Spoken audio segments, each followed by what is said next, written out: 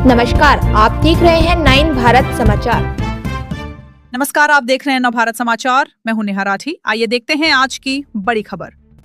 विकासनगर के भीमावाला गांव में बारिश के दौरान मकान ढहने से बेघर हुए 3 अनाथ भाइयों की मदद के लिए उत्तराखंड वक्फ बोर्ड आगे आया। वक्फ बोर्ड अध्यक्ष शादाब शम्स शनिवार को भीमावाला पहुंचे, बच्चों से मुलाकात कर उनकी स्थिति जानी। मौके पर उन्होंने बच्चों को 51,000 रुपए की आर्थिक सहायता भी दी।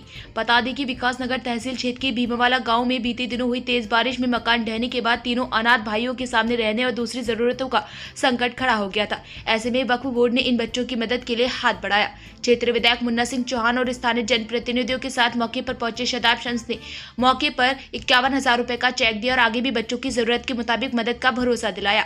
शादाब शम्स ने कहा कि वक्फ बोर्ड उन जरूरतमंदों के साथ खड़ा है जिनका कोई सहारा नहीं। उन्होंने साफ कहा कि मदद करते समय वक्फ बोर्ड यह नहीं देखता कि जरूरतमंद किस धर्म या जाति से है। कहा कि जरूरत की मदद करना प्राथमिकता है। साथ ही उन्होंने बच्चों की पढ़ाई, आवास और दूसरी जरूरी जरूरतों में भी हर संभव सहयोग का भरोसा दिलाया। वहीं विकासनगर विधायक मुन्ना सिंह चौहान ने तीनों भाइयों से मुलाकात की और उन्हें सरकार की ओर से हर संभव मदद का भरोसा दिया।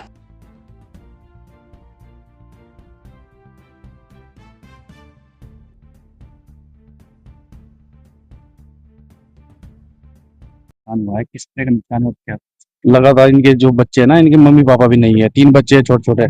इनके मम्मी पापा काफी साल पहले गुजर गए थे लंबी बीमारी के कारण। लगातार बारिश हुई है, उसमें इनका मकान पूरा क्षतिग्रस्त हो गया है। हम प्रशासन शासन से ही चाहते हैं कि इनकी मदद की जाए।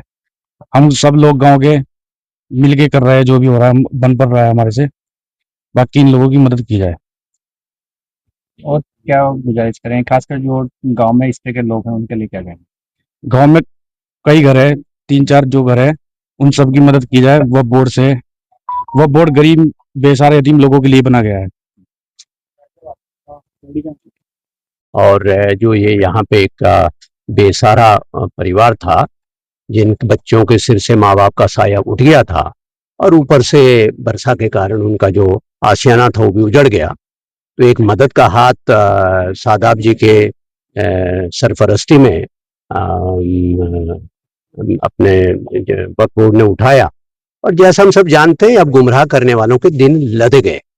जो वक्फ रिफॉर्म्स आए हैं, जो नया एक्ट आया है मोदी जी की सरकार ने, उसके परिणाम आपको सामने सुखद परिणाम दिख रहे हैं कि अब माफियाओं के हाथ से वक्फ बोर्ड निकल करके सेवा के क्षेत्र में, परोपकार के क्षेत्र में, मदद के क्षेत्र में और एक एक राई पाई वहां पे जरूरतमंदों के काम आए, ना कि माफिया उन प्रॉपर्टीज को हत्या करके कब्जा करके उसमें ऐशगा बनाए।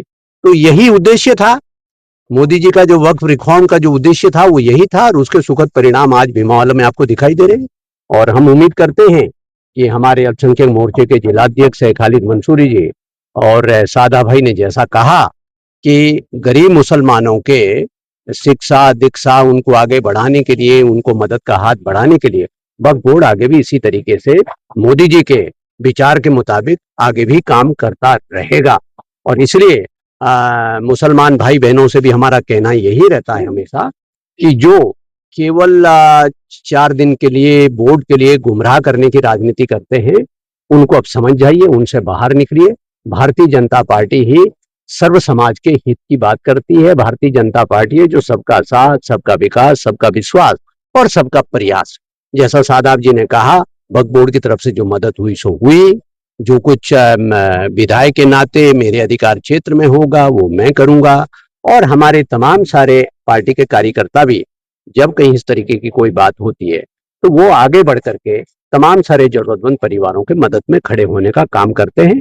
उसका ज्वलंत उदाहरण आपने बाकायदा कोविड के दौर में देखा, किस प्रकार से हमारे कार्यकर्ताओं ने 2-2 महीना, 2.5 महीना, 1-1 महीना फ्री के किचन चला करके, उनकी मदद करके, घर पे राशन भेज करके, दवाइयां भेज करके, हर परिवार की बिना किसी जात पात का भेदभाव समझे बिना। तो इसलिए मोदी जी का जो सबका साथ, सबका विकास, सबका विश्वास और सबका प्रयास, वही हमारे लिए मूल मंत्र है। और उसी आधार पर भारतीय जनता पार्टी की सरकार में जो संस्थाएं भी है, जैसे वक्फ बोर्ड है जिसकी सदारत, जिसकी चेयरमैनशिप आज सादा भाई कर रहे हैं, उसका भी आपको देख रहे हैं। पहले कभी सुनते थे आप? ये पहले तो लोगों की एक लूट खसोट का अड्डा हुआ करता था। अब सादा भाई ने बहुत सारे वक्फ प्रॉपर्टी से अवैध कब्जों को हटाने का भी काम किया। बिजनौर, सहारनपुर के लोग कब्जा जमाए बैठे थे, यही था ना जी। लेकिन आज वो सब कब्जे हटाए जा रहे हैं। ये सब चीजें आप देख रहे हैं। मैं एक बार फिर से सादा भाई का बहुत बहुत आभार प्रकट करता हूं। धन्यवाद। ये बच्चे हैं जिनके माँ बाप नहीं है और इनका घर गिर गया है, कोलैप्स कर गया है बरसात के कारण। तो हमें लगा कि वक्फ बोर्ड सदके ज़कात खैरात के पैसे से चलने वाली संस्था है और इसके ऊपर पहला हक इन्हीं यतीमों का, इन्हीं मजलूमों का है कि जिनको सबसे पहले इसका अधिकार मिलना चाहिए। तो सरकार अपने तौर पे काम करेगी, माननीय विधायक जी ने भी आश्वासन दिया है, वो अपने तौर पे इनकी सहायता कराएंगे, लेकिन वक्फ बोर्ड की भी जिम्मेदारी है, जहां कम वहां हम। तो उसी भूमिका को निभाते हुए वक्फ बोर्ड यहाँ हाजिर हुआ है और इन यतीमों के सर पे हाथ रखा है और हमने कहा है, आज 51,000 का चेक हमने इनको दिया है और कहा है कि इनकी पढ़ाई की सारी जिम्मेदारी वक्फ बोर्ड लेगा।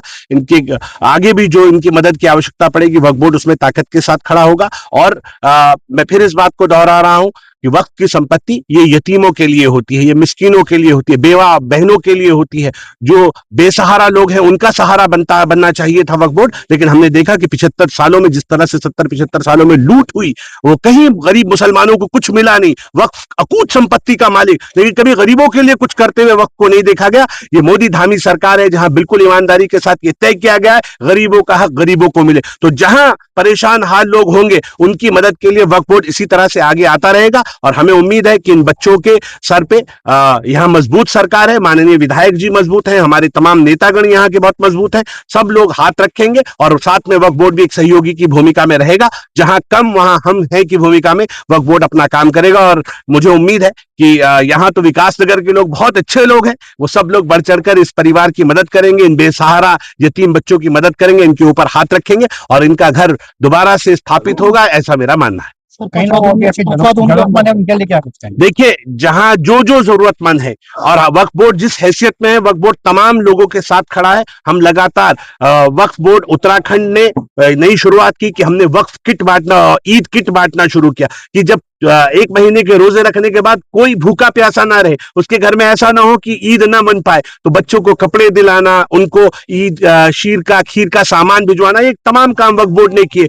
जो लाशें गंग नहर में आती हैं उनके कोई दफन करने का इंतजाम नहीं था, लेकिन वक्फ बोर्ड ने निर्णय लिया कि जो अननोन लोग हैं और वो मुस्लिम हैं और उनकी लाशें निकलती हैं जब डेड बॉडी से पता नहीं होता कौन है, तो उनके दफन के इंतजाम भी वक्फ बोर्ड ने लिया। वक्फ बोर्ड अब काफी ईमानदारी से काम कर रहा है और नए एक्ट के हिसाब से जो नया एक्ट आया उससे उम्मीद जगी है। मुस्लिम समाज के अब अच्छे दिन आने वाले हैं। गरीब मुसलमान जो बेघर हैं उनको वक्फ की संपत्तियों पर घर बना कर दिए जाएंगे।